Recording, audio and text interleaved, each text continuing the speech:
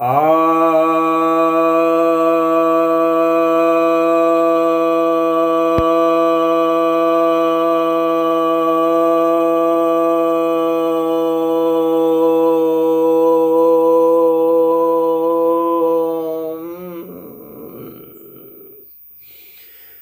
सभी भक्तजनों को सप्रेम नमन।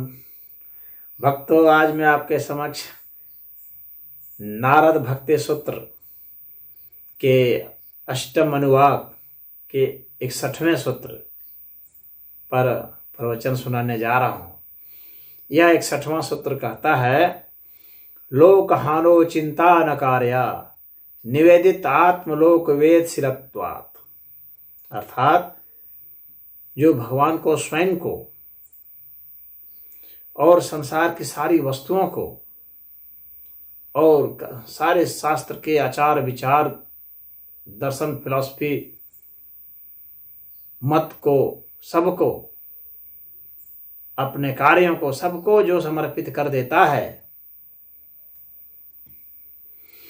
तो उसे लोक हानि की, जन हानि की, वस्तुओं की हानि की और अपने कार्यों की किसी प्रकार की हानि की कोई चिंता नहीं होती है।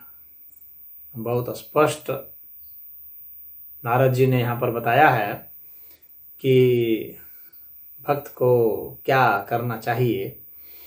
तो यहाँ पर वे स्पष्ट कहते हैं कि अपने आप को पहले स्वयं को समर्पित कर दीजिए, अपने कार्यों को समर्पित कर दीजिए। आपके जो भी मतांतर हैं, जो भी विचार आपके हैं उनको समर्पित कर दीजिए, जो भाव आपके हैं उनको समर्पित कर दीजिए, जो धन जन ऐश्वर्य भोग रोग जो कुछ भी है सबको समर्पित कर दीजिए। और ऐसा जो कर देते हैं, ऐसा समझ करके जो कर देते हैं, उसमें क्या होता है कि कोई भी जो लोक हानि होती है तो जिसमें कि जैसे किसी वस्तु का क्षय हो गया, नाश हो गया, कोई अपना प्रिय था वो मर गया, अपने परिवार का कोई मर गया, बेटा बेटी या पत्नी प्रेमिका या माता पिता भाई बहन हित मित्र दोस्त सब कोई भी जो मर गया, उसके प्रति उसको कोई चिंता नहीं होती है। उसका कोई भी कार्य नुकसान हो गया, कोई चिंता नहीं होती है। कोई छूट गया, कोई चिंता नहीं होती। तो यही कहते हैं कि लोग कहते हैं ना, बहुत चिंता बहुत चिंता, चिंता से कैसे मुक्ति होगी।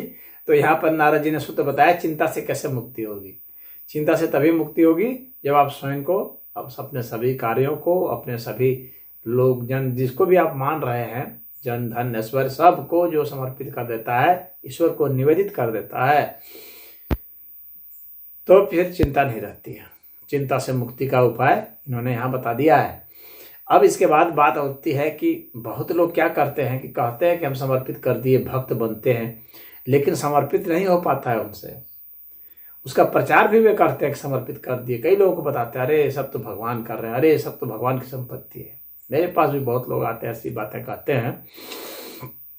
बहुत जगह लोग कहते हैं कि सब भगवान का है, समर्पित कर देते हैं। इस बात को समझ जाते हैं, लेकिन बुद्धि से समझना, विवेक से समझना, अंतःकरण से समझना और आत्मा से समझने में बहुत अंतर है। बुद्धि से हम तब संबंधित बातों को समझ जाते हैं, भाव से हम समझ जाते हैं, मनोभाव से, लेकिन थोड़ा सा कम समझते हैं। बुद्धि से तो आसानी से समझ जाते हैं, भाव से थोड़ा कम समझते हैं, अंतःकरण से थोड़ा और कम समझते हैं, और आत्मा से तो बिल्कुल भी नहीं समझ पाते हैं। तब वो जो है हमारी पोल पट्टी खुल जाती है। ऐसा एक छोटा सा उदाहरण है कि एक बार क्या हुआ कि एक व्यक्ति ने एक घर बनाया। तो अब भूकंप आने लगा तो सोचा कि घर कहीं टूट ना जाए। घर से बाहर तो अपने पहले तो जान, उसके बाद जान बचाने के लिए खुद घर से बाहर भागा। फिर देखा बहुत जोर से हिल रहा है, कहने लगा कि सभी देवी देवताओं को मनाने लगा कि ये घर जो है न टूटे, बड़ी मेहनत से बनाया हूँ, फिर बना पाऊँगा कि नहीं बना पाऊँगा, बहुत कठिनाई से बनाया हूँ, किसी तरह से ये बच जाए, हमारे रहने का यही ठिकाना है, फिर मैं कहाँ जाऊँगा, क्या करूँगा, हे भगवान किसी तरह से जो है ये शांत हो जाए, घर न गिरे, न ढहे। लेकिन वो भूकंप है कि बहुत तेज़ी से काम एकदम उसका जो है उसकी तीव्रता बढ़ती जा रही है कंपन की। सब मनाया, पवन पुत्र को मनवाया, राम को मनाया, लक्ष्मण को मनाया, सीता को मनाया, शिव को मनाया, गणेश को मनाया, सभी देवी देवताओं को मना लिया, लेकिन अंत में घर गिर गया। अब वो सोचने लगा कि रो करके भी क्या करूँगा। उसे गुरु की बात याद आई कि भगवान का ही सब है, वही बनवाते थे, तुम सोच रहे थे कि मैंने बनाया, बहुत परिश्रम से बनाया, तो अब लो तेरे परिश्रम का बुलडोज कर दिया गया। तो वो सब समझने लगा कि वो मैंने नहीं बनाया था। अब उसे गुरु वचन याद आने लगे कि भगवान ने ही बनाया था, मैंने गलतफहमी से यह मान लिया था कि मैंने बनाया, भगवान ने ही गिरा दिया, मैं खामखा कर क्यों बीच में अपने को चिंता में डालूं, क्यों परेशान करूं, गिर गया, जो बच गया मलबा बच गया। ईश्वर की यही इच्छा थी। तो उसने फिर जब अपने उस गुरु वचन को याद किया, देखा कि अब उसे चिंता फिर नहीं रही, चिंता से मुक्त हो गया। जब वो गिर रहा था तो बहुत चिंता में था, लेकिन जब वो गिर गया तब सोचा कि पछता करके भी क्या होगा, और तब उसे उस समय याद आई, तो तब चिंता से मुक्त हुआ। लेकिन उस समय जब घर गिर रहा था उस वक्त वह काफी चिंता में था। तो हम चिंता से कैसे ग्रस्त होते हैं और कैसे मुक्त होते हैं, ये बातें इस दृष्टांत में मैंने आपको समझाई। और यही यहाँ पर नारद कह रहे हैं कि किसी भी कार्य की, किसी भी लोग जन की चिंता मत करो। ये नहीं कि कोई मर गया तो छाती पीटना शुरू किए, रोना शुरू किए, कुछ नुकसान हो गया, आर्थिक नुकसान हो गया तो रोना गाना शुरू कर दिए।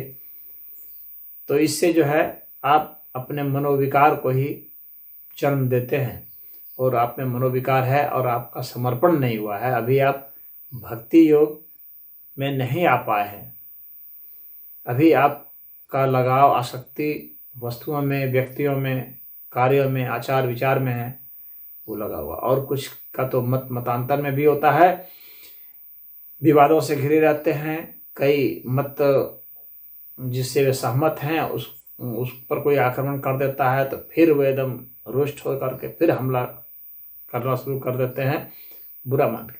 मेरा यहाँ कहने का तात्पर्य यह नहीं है कि अगर मत भिन्नता है तो उसको प्रकट नहीं करनी चाहिए या अभिव्यक्त नहीं करना चाहिए, असहमति भी व्यक्त कर सकते हैं, लेकिन सब ईश्वरी मान करके ही यह भी मानना है कि यह जो सामने वाला मत है जो मुझे पसंद नहीं है या जिससे मैं सहमत नहीं हूं या जो गलत है वह भी ईश्वर का ही मत है, और यह जो मैं सही बात बता रहा हूं यह भी ईश्वर का ही मत है। ये दोनों ही ईश्वर के ही मत है, इसमें बहुत तनाव में होने की कोई जरूरत नहीं। तो मत भिन्नता कितने लोग हजम नहीं कर पाते हैं, उसके कारण ही फिर विवाद करते हैं, और यही धर्मांधता का कारण बन जाता है, और फिर हिंसा प्रतिहिंसा का दौर शुरू होता है, लूट खसोट का दौर शुरू होता है। यहाँ पर एक चीज जो समझने योग्य बात है वह यह है कि मत भिन्नता जो होती है, अब कुछ लोग प्रश्न पूछ सकते हैं कि भाई गलत मत जो है कैसे आ गया, अगर सब भगवान का ही है तो भगवान क्या गलत मत भी प्रस्तुत करते हैं।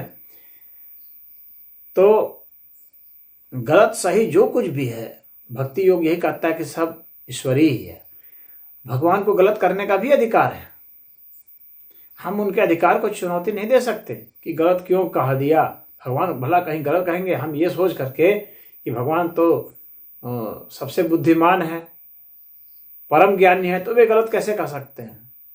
तो परम बुद्धिमान हैं परंतु सर्वशक्तिमान भी तो हैं, उनको गलत करने का भी अधिकार है। और जब वे किसी गलत सिद्धांत को प्रतिपादित करते हैं तो इससे उनका भी एक लक्ष्य होता है। यह एक इवोल्यूशन, विकास की प्रक्रिया है। विकास की प्रक्रिया को जस्टिफाई करना पड़ता है। समाज विकसित हो रहा है तो उसमें जब कोई एक गलत सिद्धांत भी आ गया जो बाद में पता चला गलत, उस वक्त तो वह गलत नहीं लग रहा था, उस वक्त तो वह सही लग रहा था। उस वक्त उसकी कोई उपादेयता थी, उस सिद्धांत के कारण ही उस समय कुछ लोग बचे, उस सिद्धांत के कारण ही कुछ सुधार हुआ समाज में, बुद्धि में, विवेक में। कहीं ना कहीं जो पुरानी व्यवस्था थी उसमें कुछ न कुछ रुग्णता थी, और उस रुग्णता को दूर करने के लिए ही फिर वैसे सिद्धांत आते हैं जो गलत बात प्रतीत होते हैं कई मायनों में, लेकिन कुछ मायने में सही भी होते हैं।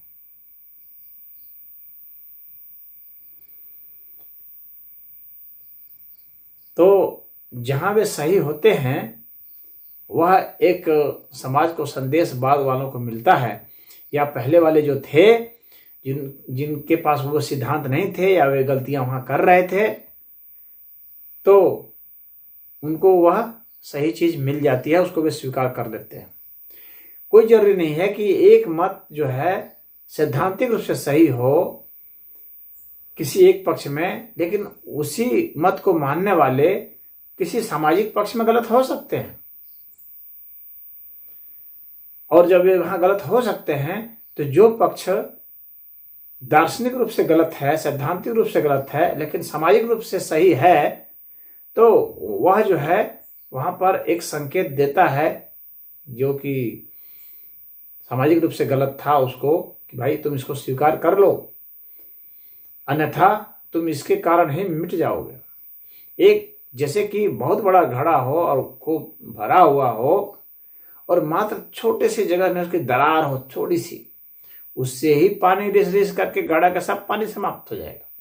यानी चाहे कोई कितना भी बढ़िया सिद्धांत वाला है, कितना भी बढ़िया उसका हर तरह के विचार हैं, कर्तव्य सब हैं, लेकिन अगर एक जगह भी अगर उसने गलती की है, एक जगह भी उसमें छेद है, तो वहां से वह धराशायी हो सकता है, वहां से वह मिट सकता है। जब तक आप में पूरा परफेक्शन नहीं आ जाता हर चीज में, दार्शनिक में, वैज्ञानिकता में, आचार विचार में, व्यवहार में, सामाजिक, आर्थिक, शैक्षणिक, राजनीतिक, हर तरीके की जब परिपक्वता और सिद्धता नहीं आ जाती है, तब तक आप नहीं कह सकते कि हम ये परफेक्ट हैं। और जब भी कोई सिद्धांत कहीं आया है, कहीं कोई संप्रदाय उत्पन्न हुआ है, कोई धर्म उत्पन्न हुआ है, मत भिन्नता उत्पन्न हुई है, तो अवश्य ही कुछ न कुछ पहले जो मत थे उसमें कुछ न कुछ दोष अवश्य ही था। उस दोष को वे लोग स्वीकार नहीं कर रहे थे मानने वाले, क्योंकि जो मेजॉरिटी में होते हैं उनको गुमान होता है और उनके पास संसाधन होते हैं, उनके पास जनमानस होते हैं, तो वे बहुत अहंकार में होते हैं और लोभ और मोह के कारण उनको वह दोष नहीं दिखता, या उस दोष को वो ढकने की कोशिश करते हैं, उसको नहीं मानते हैं और उस दोष को वे एन किन प्रकार किसी भी प्रकार से जारी रखते हैं। तो ऐसे लोगों को सबक सिखाने के लिए फिर एक ईश्वरीय प्रेरणा होती है। चूंकि इसके सारे सिद्धांत सही है लेकिन कहीं ना कहीं गलती है, तो फिर दूसरे मत संप्रदाय उभर जाते हैं और वे उस पर आक्रमण करते हैं। तो वे जो उभरते हैं वो भी ईश्वरीय कृपा से ही उभरते हैं, यह बतलाने के लिए कि तुम्हारे में यह दोष है, इसको दूर करो, अन्यथा मिटने के लिए तैयार रहो। फिर ये जो नया संप्रदाय उभरेगा, इसके भी दोष को दिखाने के लिए दूसरे आएंगे। इस तरीके से क्रमशः यह समाज चलता रहता है तब तक जब तक कि विकसित नहीं हो जाए। और हर मामले में जब विकसित हो जाता है तभी कहते हैं ये परिपूर्णता को प्राप्त हो गया। तो उस तरह का समाज जो है वो मोक्ष का पात्र हो जाता है। पूरा का पूरा समाज ज्ञानी ध्यानी हो जाता है, आर्य हो जाता है। यही यहाँ पर संदेश है। ओम।